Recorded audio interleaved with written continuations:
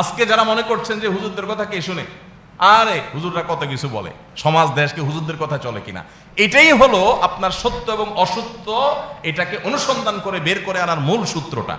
যে যাদের কথা কেউ শোনে না এরা নবীদের ওয়ারিস। নবীদেরকে এই একই কথা বলা হয়েছে যুগে যুগে। যারা বলেছে ওরা ইতিহাসের আস্থা করে নিক্ষিপ্ত হয়ে গেছে, ওদের নামটা পৃথিবীতে নেওয়ার মানুষ নাই, নবীদের মা স্বর্ণের অক্ষরে তাদের নাম এখনো জলজল করে উজ্জ্বল এবং জ্বলে।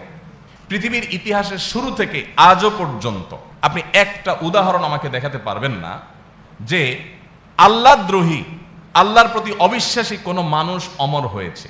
অর্থাৎ হাজার হাজার বছর পর আজও পৃথিবীতে সে প্রাসঙ্গিক, সে প্রশংসিত, সে বরিত, সে সরিত, সে স্মরণীয়, তাকে শ্রদ্ধা করে, তাকে ভালোবাসে, মানুষ ধারণ করে, মানুষ তাকে রেসপেক্ট করে, মানুষ তাকে ফিল করে, মানুষ তাকে মিস করে, মানুষ তাকে রেসপেক্ট করে। এরকম একজন মানুষ পৃথিবীর ইতিহাসে দেখাতে পারবেন না। হোক সে রাজা, হোক সে বাদশাহ, হোক সে মহারাজা, হোক সে ক্ষমতাধর, হোক সে কোনো খেলোয়াড়, হোক সে অনেক বড় কোনো সেলিব্রিটি, হোক সে অনেক বড় সম্পদশালী, হোক সে অনেক বড় প্রভাবশালী, এমন একজন মানুষ আপনি দেখাতে পারবেন না যে মানুষটা আল্লাহর প্রতি অবিশ্বাসী ছিল, আখিরাতের প্রতি অবিশ্বাসী ছিল, আল্লাহদ্রোহী ছিল, আর পৃথিবীতে সে তথাকথিত অমর হয়ে আছে। এরকম একজন মানুষ আপনি দেখান আমাকে। কিন্তু আপনাকে আমি শত শত মানুষ দেখাতে পারবো যারা পৃথিবীতে ছিলেন যখন, তখন কেউ তাদের পাত্তা দেয় নাই, কেউ তাদের কথা শুনে নাই, কেউ তাদের গণে নাই, তাদেরকে নানাভাবে অপমান অপদস্থ করেছে, সমাজে হেয় করে রেখেছে, কোণঠাসা করে রেখেছে, দামিয়ে রাখার চেষ্টা করা হয়েছে, অবহেলা করা হয়েছে,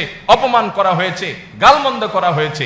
সমাজ তাদের দাম দেয় নাই, কোনো মূল্য দেয় নাই, কোনো পাত্তা দেয় নাই, আইন করার সময় তাদের জিজ্ঞাসা করে নাই, শাসন করার সময় তাদের জিজ্ঞাসা করে নাই, কোনো কাজে তাদেরকে পাত্তা দেয় নাই। সেই মানুষগুলো হাজার হাজার বছর অতিক্রম হওয়ার পরও পৃথিবীতে তাদের নাম ভাস্বর হয়ে আছে, তাদের নামের নাম এখনো পাওয়া যায়, তাদের প্রশংসা এখনো শোনা যায়, তাদের গুণকীর্তন এখনো করা হয়, তাদের ভালোবাসা বুকে ধারণ করা হয়, তাদের প্রতি শ্রদ্ধা মানুষ নিবেদন করে। এরকম মানুষ যদি পান, হাজার হাজার আপনাকে দেখাতে পারবো। এরা সবাই হলেন আল্লাহর প্রতি বিশ্বাসী, আখিরাতে বিশ্বাসী।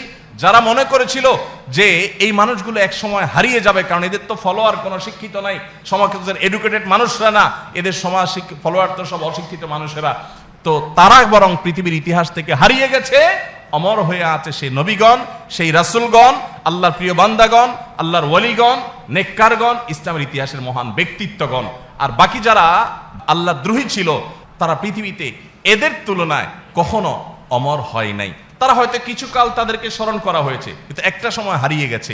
আপনি ফেরাউনের কথা বলেন, আপনি হামানের কথা বলেন, আপনি নমরুদের কথা বলেন, আপনি কারুনের কথা বলেন, আপনি আবু জাহালের কথা বলেন, আপনি আবু লাহাবের কথা বলেন, আপনি আদম আলাইহিস সালামের ছেলে কাবিলের কথা বলেন, আপনি এইভাবে নূহ আলাইহিস সালামের অবাধ্য জাতির কথা বলেন, আপনি ইব্রাহিম আলাইহিস সালামের অবাধ্য জাতির কথা বলেন।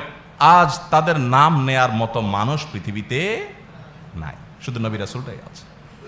আল্লাহ সুবহানাহু ওয়া তাআলা এই কথাটা কোরআনে বলেছেন, আম্মা যাবাদু ফায়াযহাবু জুফাআ ওয়া আম্মা মা ইয়ানফাউন নাস ফায়ামকুতু ফিল আরদ।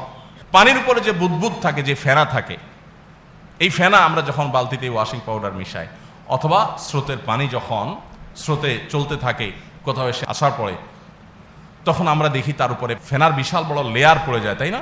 এই ফেনাগুলো দেখে মনে হয় পুরো বালতি ভর্তি, মনে হয় ফেনাগুলো পুরো বালতিকে দখল করে আছে। আল্লাহ বলেছেন এই ফেনা থাকে না। ফেনা দেখতে পরিমাণে অনেক হয়, কিন্তু এটা থাকে না। সময়ের আবর্তনে এটা হারিয়ে যায়, হাওয়ার সাথে মিশে যায়। থাকে কোনটা? এই ফেনার নিচে যে পানি, যেটা মানুষ উপকারে আসে, সেটাই থেকে যায়। এই জন্য পৃথিবীতে যাদের জৌলস দেখেন, যাদের দাপট দেখেন, অনেক কিছু দেখেন, এগুলো ফেনা, এগুলো থাকবে না। থাকবে সেটাই যেটা মানব জাতির কল্যাণ বয়ে আনবে। অতএব আপনি যদি ইসলামকে ধারণ করেন, আপনি সৌভাগ্যবান হবেন, আল্লাহর কোনো ঠেকা পড়ে নেই। আলেমরা তাদের দায়িত্ব পালন করছেন শুধুমাত্র। আমি কোরআনকে এইভাবে স্টাডি করার পর আমার অনেক ভালো লাগা কাজ করে, বিশেষ করে যখন দেখি যে আলেম হিসাবে আমরা অবহেলিত, আমরা নিগৃহীত, তখন আমার আরো ভালো লাগা কাজ করে। এটা তো নবী রাসূলদের ইতিহাসেরই পুনরাবৃত্তি। অতএব সৌভাগ্যবান তারা যারা সত্য এবং অসত্যকে উপলব্ধি করে সত্যকে গ্রহণ করতে পেরেছে। আল্লাহ তাআলা আমাদেরকে এই সত্য এবং অসত্যের যে দ্বন্দ্ব, হক এবং বাতিলের যে দ্বন্দ্ব, এই দ্বন্দ্বের মধ্যে আল্লাহ তাআলা আমাদেরকে সত্যকে গ্রহণ করার তৌফিক নসিব করুন।